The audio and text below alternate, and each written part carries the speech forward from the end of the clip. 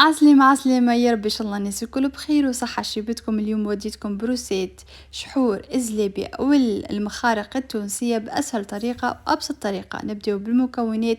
عندي حطيت توكي كيس سكر ونزيدوا عليهم كيس آخر سكر، ونفس الكيلة معناتها مش معناتها نفس الكيلة معناتها نفس الكيس نحطوا نكيلو بيه كيس مي.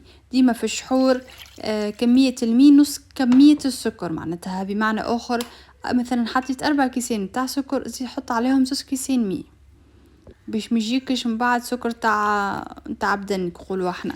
هيك الكميه هيك حطيت عليهم نص قارصه، معناتها وعصرتها عليهم، عصرتها حتى لين شاحت. تنجموا تقصوها على 4 بعد ما تقدا وتحطها زاده في الشحور، مش مشكل عادي يبنن القارص. اوكي مش نبداو نخلطوا على نار قويه حتى لين السكر متاعنا يذوب ويولي ما عادش ظهر السكر بالكل. بعد ما ذوبناه وخليناه ولا يغلي، تو في المرحلة هذه في مرحلة الغليان لازمنا ننقصوا الغاز وننقصوه على نار هادية باش الشحور متاعنا الكل يطيب في عقل عقله، على خاطر المكونات الكل محطوطة ما ناقص كان الطيب متاعو.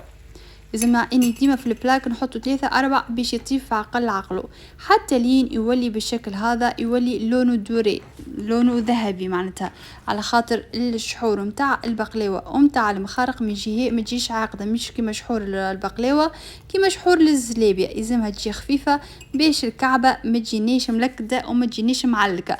وهذه الشكل النهائي متاع الشحور متاعي. يا رب ان شاء الله تعجبكم الروسيت، وما تنسونيش بالدعم والكومنتير والجيم وحنا الاندرسي 190 في الانستغرام.